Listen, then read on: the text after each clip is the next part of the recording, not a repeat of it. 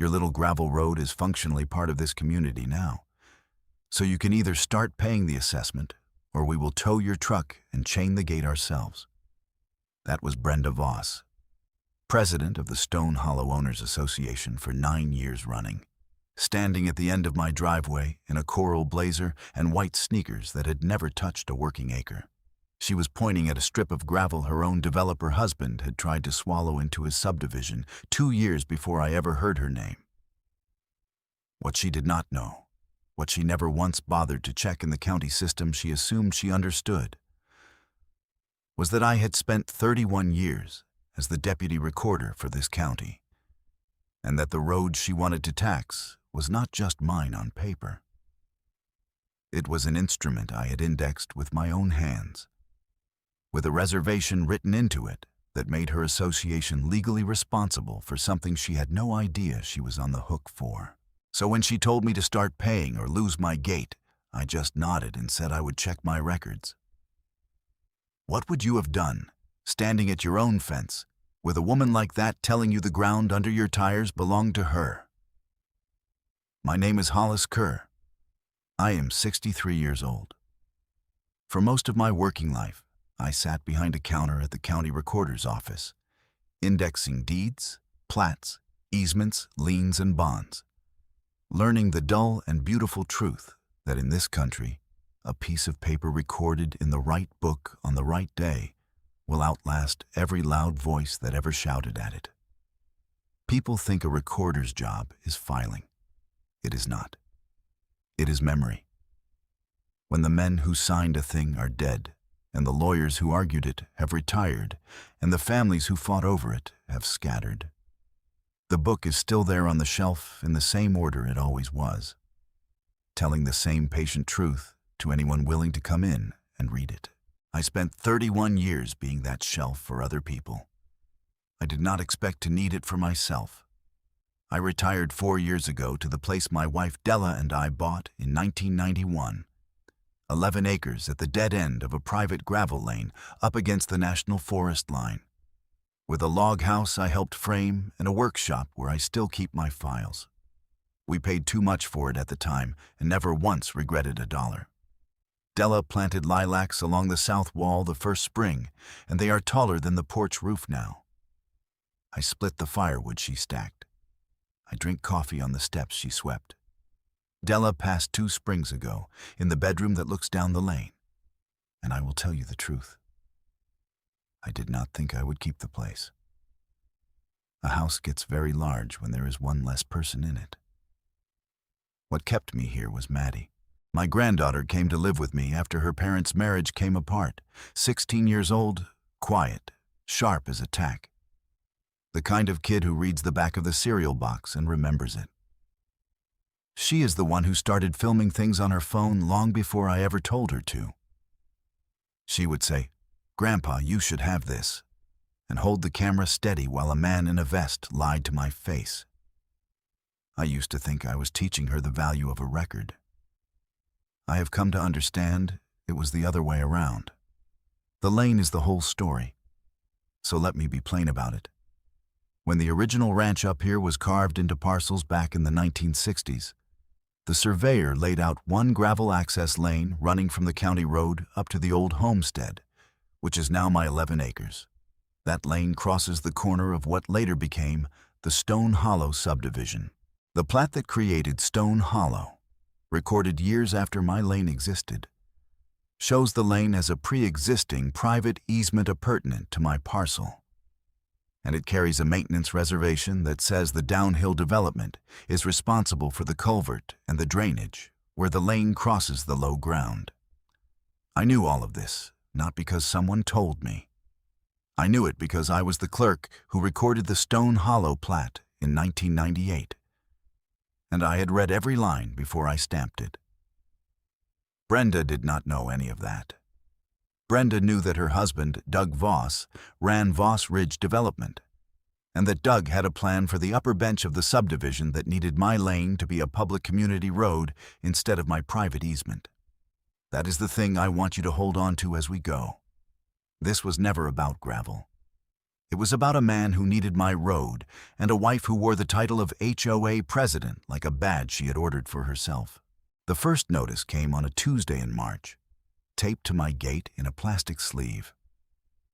It was a Stone Hollow Owners Association violation letter, citing me for an unapproved improvement, meaning the gravel I had graded the previous fall, and an unpaid road assessment of $400. I did not own a home in Stone Hollow. I had never signed their covenants. I was not a member of their association and never had been. I took the notice down, photographed it on my workbench next to a ruler for scale the way I had taught 100 title examiners to do, and started a manila folder. On the tab I wrote one word: Voss. That was Incident 1. I drove down to the Stone Hollow clubhouse 2 days later, folder under my arm, to correct the thing the polite way first. It was a Thursday, a little after 4. The clubhouse was a beige building with a fake river rock front and a flagpole, the kind of structure that costs more than it looks like it should. Brenda was at a folding table inside with 2 board members flanking her, a laptop open, a stack of letterhead at her elbow, and a coffee mug that said, "World's Okayest President" in cursive, which I assume was a joke someone had given her that she did not understand was a joke. The 2 board members were a thin, nervous man named Royce and a woman with reading glasses on a chain who never once looked up from her phone. I told her my parcel was not inside her association, that my lane was a recorded private easement that predated her subdivision, and that I would be glad to show her the plat. I set the folder on the edge of the table and opened it to the certified copy. She did not look at the folder. She looked at me the way you look at a man tracking mud across a clean floor, and she let a few seconds pass to make sure I felt it. "Mr. Kerr," she said, "the board has determined that your access lane is functionally part of our community infrastructure. Whether you signed anything is frankly not the point. The point is community standards and shared maintenance, and you are not exempt." I said that a determination by the board did not change what was recorded at the county. I said it as gently as I knew how. I have spent my life telling people things they did not want to hear about their property, and I have learned to say it like a weather report. She smiled then, the way people smile when they have decided the conversation is beneath them. "We have an attorney," she said. "We have 9 years of precedent. You have a folder. Functionally part of our community." I would hear that phrase from her 4 more times over the next 2 years, in 4 different rooms, and every single time it meant the same thing. She had decided, and the deciding was the law as far as she was concerned. Royce, the nervous board member, looked at my open folder for a second too long, the way a man looks at a thing he is not supposed to want to see, and then looked away. I would remember that look later. I told her I would put my position in writing. She told me the assessment doubled if it was not paid within 30 days. I closed the folder, thanked the 2 board members by name so they would know I had them, and drove home. I filed her words, the date, the names of the 2 board members, and the doubled figure. Incident 2. I want to tell you about the binder, because the binder is the hero of this story, not me. I bought a 2-inch black 3-ring binder and a box of sheet protectors. Every notice, every letter, every photograph, every recording got a page and a date. I keep cameras on the gate and the lane, 2 of them, and everything they caught saved to a drive in the workshop and a second drive I kept at the bank in a box. I did not do this because I am clever, I did it because for 31 years I watched people lose land they had every right to, simply because they could not prove what happened and when. The ones who kept records won. The ones who shouted lost. I had decided a long time ago which of those I would be. The escalation came on a schedule you could almost set a watch by.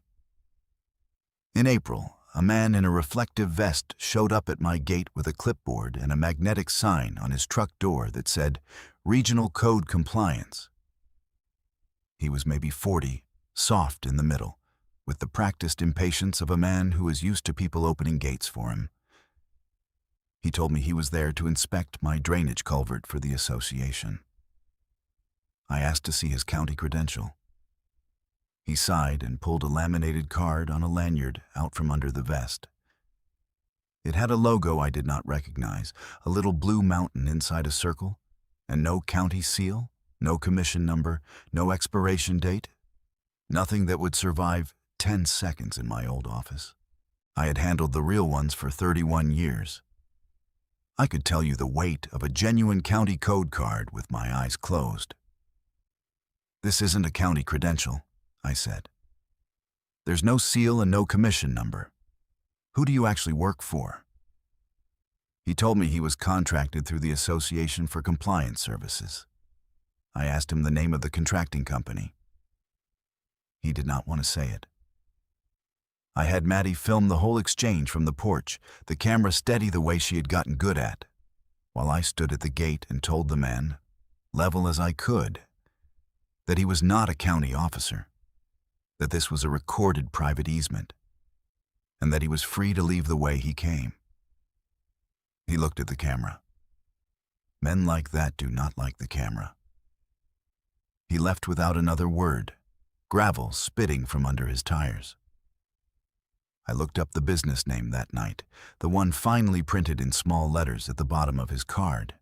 Regional Code Compliance, LLC. It was registered with the state to a single member. The member was Voss Ridge Development. The fake inspector was Doug's. That was Incident 3. And it was the first time I understood that Brenda's husband was not in the background. He was the engine.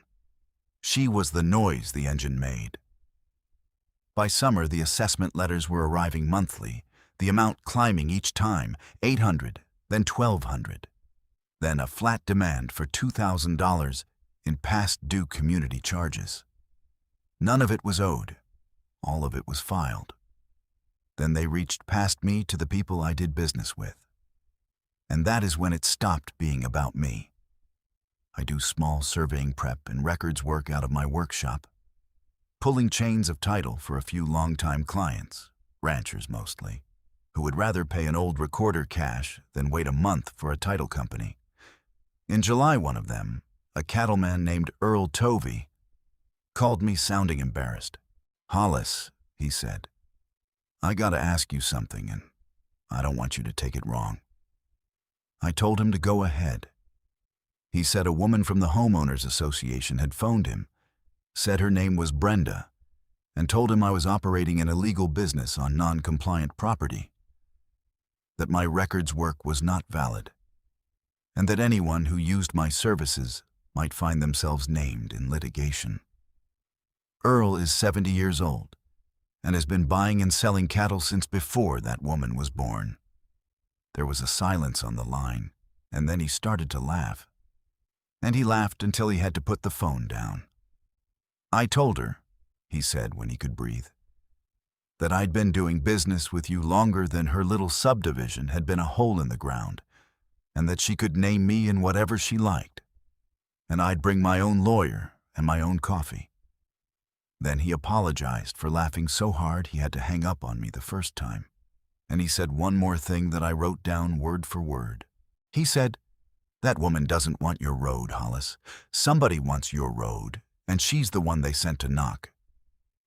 I filed Earl's call, the date, the substance, his willingness to swear to it. Incident 5. Because the bolt cutter business was Incident 4, and I will get to it. Incident 4 was the gate. One morning in June, I came out at first light to find the chain on my swing gate had been cut, and a new padlock, not mine, hung in its place, with a laminated tag zip-tied to the rail. The cut links lay in the gravel like spent shells. The tag was another association notice declaring the lane closed pending compliance. Someone had locked me out of my own road, the road I had graded, the road my wife had driven up 10,000 times. I stood there in the cold morning with my breath showing and felt the thing I had spent 2 years not feeling. A heat that started in my chest and ran down my arms into my hands. I wanted to take a pry bar to that lock. I did not. Maddie's camera had it all. 2 men in an unmarked truck, the timestamp reading 11 minutes past 6 in the morning, one of them working a pair of bolt cutters while the other stood watching the house. Watching the house, where a 16-year-old girl was asleep. That is the detail I kept coming back to. I did not touch the lock. I went inside. I made coffee with hands that were not quite steady. And I called the sheriff. And here is where I have to be fair to the people who wear the uniform, because this is the part everyone gets wrong.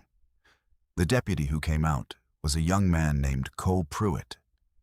He looked at the cut chain and the strange padlock and the laminated tag, and he did not arrest anyone, because he could not. He explained it to me plainly, the way a decent officer does, standing with his thumbs in his belt and his cruiser ticking behind him. "Mr. Kerr," he said, "a complaint got filed by the association. They're saying this lane is community property, and you've been blocking shared access.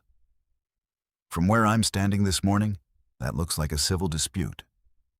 2 parties, same gravel, both saying it's theirs. I can't settle a property line out of the back of my car." I told him I had a recorded plat that settled it. He nodded, slow, like a man who had heard a lot of people tell him they had paper. Then he said the most important sentence anyone said to me in 2 years. "If you can document a pattern," he said, "dates, incidents, something clean that shows this lane is yours and not theirs, then the day that paper exists, this stops being a gray area for me. Right now, I've got 2 claims. Give me one fact I can stand on. I need it clean, and I need it cold." Then he did something I did not expect. He took out his own pocket knife, and he cut their padlock off the rail, and he handed me the pieces. "Put your own lock back on," he said. "Save your footage. Don't touch them. Don't yell at them. Don't give anybody a reason to file on you. Just build it." I had the paper already. I had had it for 26 years. What Cole had just done was tell me the shape of the win, and the shape was this. Do not argue. Accumulate. Let her keep building the position she could not defend. And let the record grow until a neutral man in a uniform could stand in front of it and have no choice but to see it. So I went home, and I filed the cut chain, the strange padlock, the laminated tag, the footage with its timestamp, the deputy's name and badge number, and the date. Incident 4, logged after the fact. The binder was getting heavy, and for the first time, it felt less like a record and more like a wall going up 1 stone at a time. That fall, I drove to my old office, the county building where I had worked 3 decades. And I did the dull thing that wins. The new recorder was a woman named Janet Cho, who I had trained myself, hired green, and watched grow into the best examiner in the building. She came out from behind the counter and hugged me and asked about Maddie. And when I told her what I needed, she went quiet and professional, because she knew exactly what those particular books meant. I pulled the certified copies myself, in the back room with the climate control humming, the smell of old paper and machine toner that had been the smell of my whole working life. The 1998 Stone Hollow Plat, with my own indexing stamp in the corner, the date in my own hand, showing my lane as a pre-existing private easement appurtenant to my parcel. The maintenance reservation language, in the surveyor's careful lettering, assigning the culvert and the drainage where the lane crossed the low ground to the development. Not to me. Not ever to me. I had read it the day I stamped it. Reading it again 26 years later, with a coral blazered woman trying to take the road it described, was a strange thing. The paper had not changed at all. Only the noise around it had. And then one more document, because I had a hunch, and because I knew how subdivisions are built, and I knew Doug Voss was the kind of man who poured a foundation before the ink was dry on anything. I pulled the subdivision improvement bond. Let me explain the bond. Because the bond is the whole back half of this story. When a developer plats a subdivision, the county requires them to post a bond or surety guaranteeing the public improvements, the roads, the drainage, the retention pond, will actually get built to standard. If the developer defaults, the bond pays the county to finish the work. And if the bond has lapsed and the work was never done, the county can place a lien on the association and on the developer's interest until it is cured. That lien sits there quietly, patient as the books on the shelf, until the day someone has reason to look. I pulled the Stone Hollow improvement bond, and I read the file the way I had read 10,000 files, line by line, jacket by jacket. The bond had lapsed in 2003. The retention pond up on the upper bench, the one Doug needed my lane to service for his new build, had been started and never completed to county standard. The berm undersized, the spillway never finished. And there, near the back, was a county notice of deficiency. 21 years old, stamped and recorded and never cured, with a lien provision that had quietly attached to the association and to the developer's reserved lots. I checked the lot numbers against the plat. One of the reserved lots was the lot Doug and Brenda Voss had built their own house on. I sat in my truck in that parking lot for a long time, the certified copies in a folder on the seat beside me, the engine off, the windshield going to fog. The woman who wanted to tax my gravel road was the president of an association sitting on a 21-year-old uncured county lien, and her own house was built on a lot that the lien touched. She had spent 9 years policing other people's mailbox heights and paint colors and trash can setbacks, while the legal ground under her own home had a defect in it old enough to vote. She did not know. Of course she did not know. She had never read the file. She had decided the file did not matter, the same way she had decided my lane was hers, and the file had been sitting on a shelf the whole time, telling the truth to nobody. The escalation crossed into something uglier that winter, and I want to be careful how I tell this part, because there was a moment I was genuinely afraid. In February, the association filed a lawsuit against me, demanding I remove my gate, grant a public access dedication of my lane, and pay accumulated assessments now totaling $6,000. The complaint was full of that same phrase, functionally part of the community, dressed up in legal clothes by an attorney named Phil Hargrove, who, I would learn, did all of Voss Ridge's work, the development's incorporation, its lot sales, its contracts. The same lawyer for the HOA and the developer. In a county building that is the kind of thing you notice, I did not panic. A lawsuit is just an argument with a filing fee, and arguments live or die on the record. I answered it myself, the way I had helped 100 people answer things over the years, attached the certified plat, and counterclaimed for the unmaintained drainage that had been the development's responsibility since before Brenda owned a blazer. I did not mention the bond in my answer. The bond was the thing you do not show until the room is right. And then, 2 weeks after I filed my answer, my phone rang from a number I did not know. It was Royce, the nervous board member who had looked too long at my open folder in the clubhouse. He did not say much, and he said it fast and low, like a man calling from a closet. He said the board had never voted to file that lawsuit, that Brenda and Hargrove had done it on their own authority, and told the rest of them afterward. He said there were emails. He said he had not signed up to sue a retired county clerk over a road, and that if it ever came to a hearing where someone neutral was listening, he would tell the truth about how the board really ran. Then he hung up before I could thank him. I wrote down what he said and the date. I did not know yet what it would be worth. I only knew that the wall I was building had just gained a stone I did not quarry myself. Then came the night that changed Cole Pruitt from a constrained officer into the man who would end this. In March, almost exactly 2 years after Brenda first pointed at my road, a hard rain came down for 3 days, the kind of spring rain that comes off the high country and does not quit. The retention pond that was never finished, the one Doug needed my lane for, overtopped its undersized berm at 2 in the morning.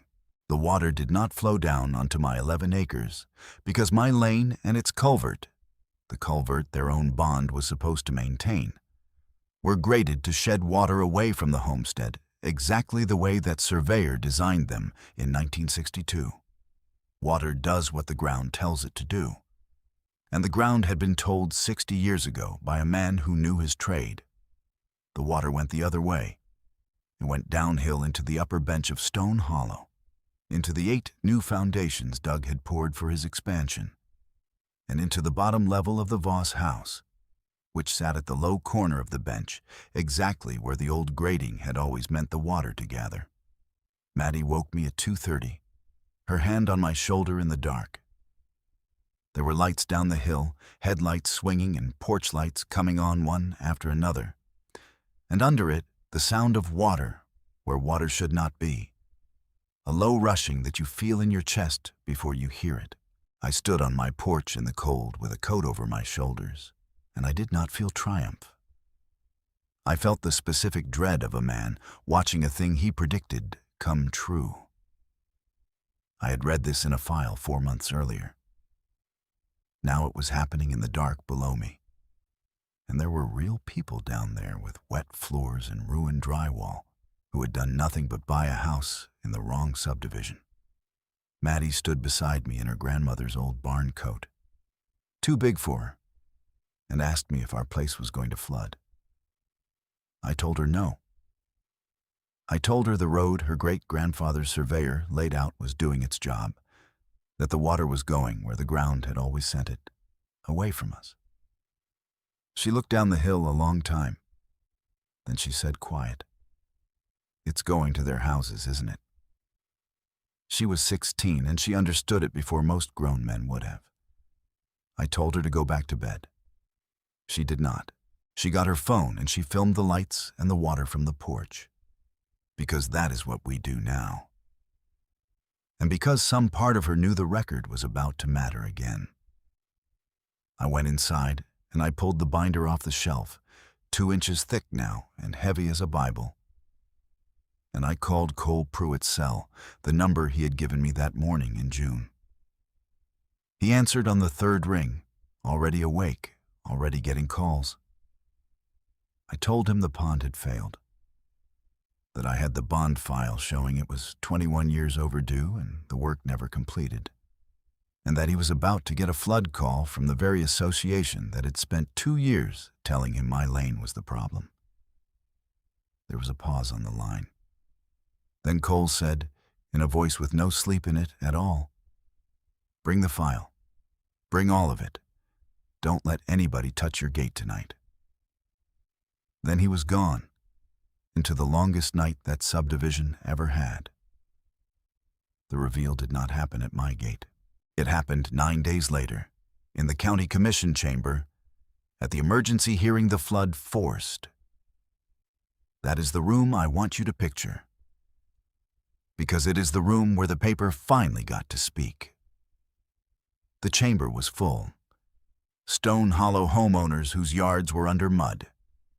Doug Voss in a suit, his contractor's tan gone gray. Phil Hargrove with a banker's box. Brenda at the front table in a blazer the color of a bruise, still, even then, holding a clipboard. The county engineer presented first, flat and technical, the pond's design capacity, the overtopping, the failure of the berm. Then a commissioner asked the question that every road in this story had been leading to. Whose responsibility was the drainage? And Phil Hargrove stood up and said the association believed the failure originated from an uphill private property that had refused to integrate with community infrastructure. And he gestured, without looking, in my direction. I had been a recorder for 31 years. I had testified in dozens of these rooms. I knew how to stand up slowly. I walked to the podium with 2 documents, not a speech. I laid the certified 1998 plat on the projector first, and I said one sentence. The lane is a private easement appurtenant to my parcel, recorded before this subdivision existed, and the same plat assigns the drainage and the culvert to the development, not to me. The county engineer leaned in, looked at the stamp in the corner, looked at me and said quietly into his microphone that the document was authentic and that the indexing stamp was mine from my years at the recorder's office. Then I laid down the bond file. I said the second sentence. The improvement bond for this subdivision lapsed in 2003. The retention pond was never completed to county standard, and there is an uncured notice of deficiency on file, 21 years old, with a lien that attaches to the association and to the developer's reserved lots. I did not raise my voice. I have never been able to raise my voice in those rooms, and I have never needed to. The chamber went very quiet, the kind of quiet that has weight to it, where you can hear the projector fan and somebody's chair creak in the back. Phil Hargrove sat down without being told to, slowly, the way a man sits when the floor has gone out from under his case.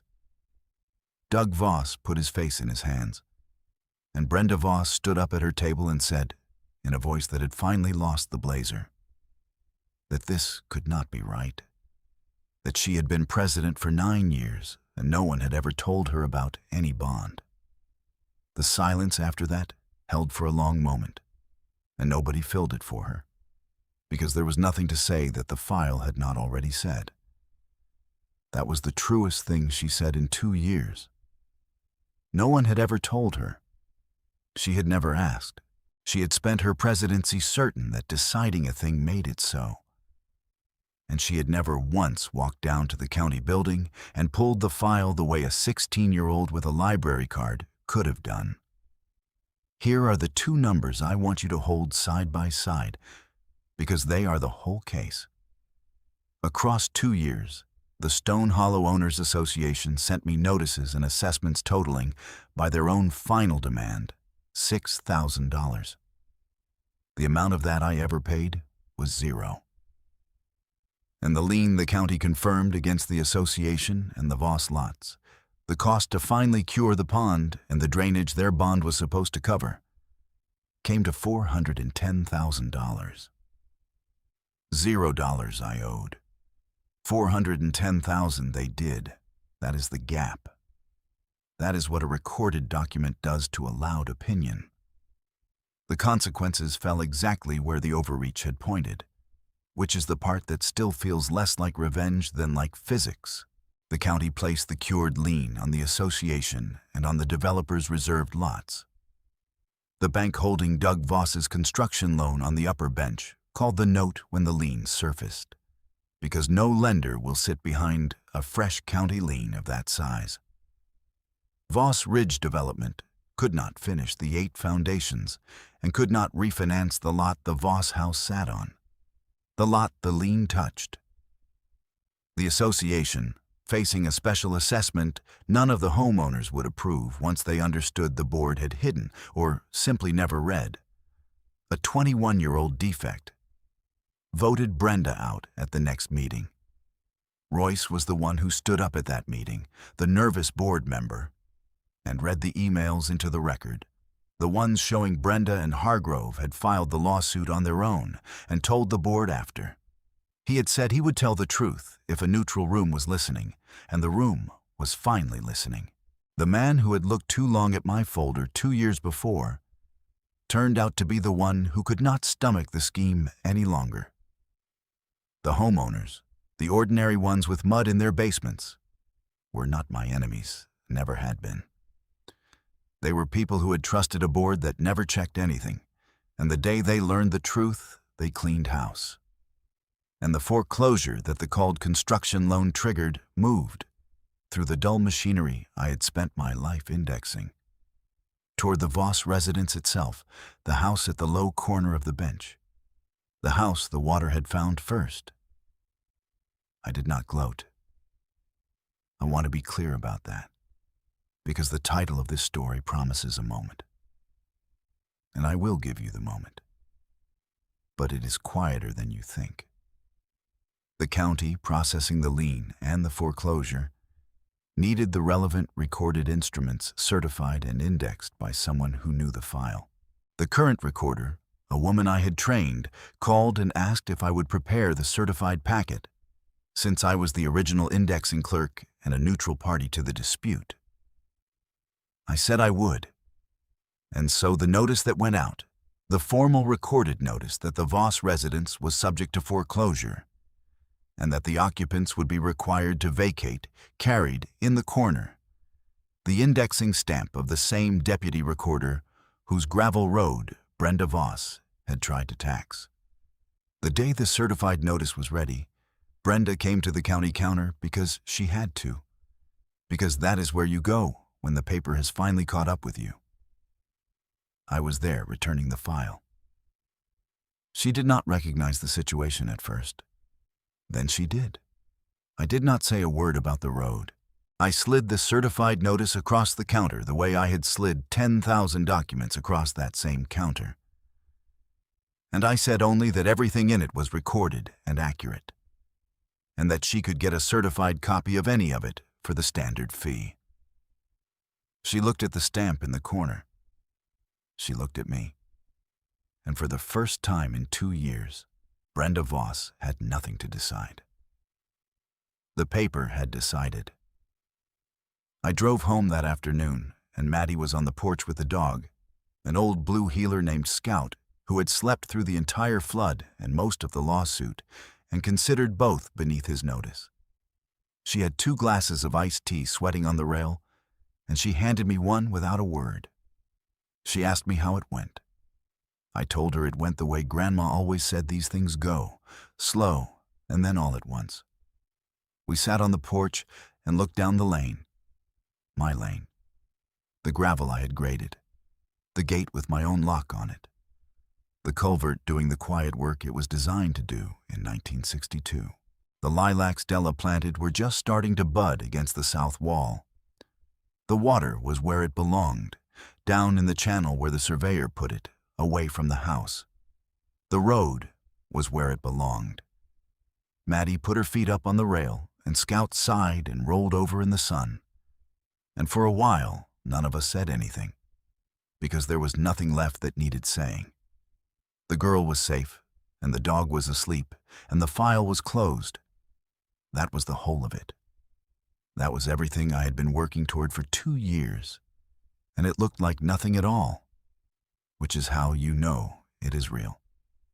Della used to say that the loudest person in any room is usually the one who has read the least. She said it about board meetings and church committees, and once, memorably, about a county commissioner. I think about that now more than I expected to. The woman who tried to take my road never lost because I outshouted her. She lost because I had read the file and she had not, and because I wrote down every single thing she did while she was certain that writing it down did not matter. So here is the lesson. Plain, the way I would tell it to you across my own fence. Your deed and your plat and your recorded easements are the truest things you own, truer than any letter on association letterhead. And they are public, and they are cheap to pull. Go to your county recorder's office or its website and read your own plat. Walk your property line with it in your hand and see if the ground matches the paper. If a board or a neighbor or a man in a vest tells you that your land is functionally part of something, do not argue with them. Write down what they said, and when they said it, photograph everything, and keep 2 copies. Find out who holds the bonds and the liens on the things around you. Because the defect that saves you may be sitting in a file nobody has opened in 20 years. The loud ones are counting on you not to look. Look. If you have a story like this, a fence, a gate, a road, a board that decided it owned something it never read the paper on, put it in the comments, because I read them, and so do a lot of people who needed to hear they were not crazy. Subscribe if you want more of these. Because next week, I am going to tell you about a man who inherited a mountain cabin with a hand-dug well. And the day the new resort downhill tried to claim his water rights, not knowing his great-grandfather had filed the original decree in territorial court before the resort's grandfather was born. Until then, keep your records, walk your lines, and pull the file. The paper outlasts the noise. It always has.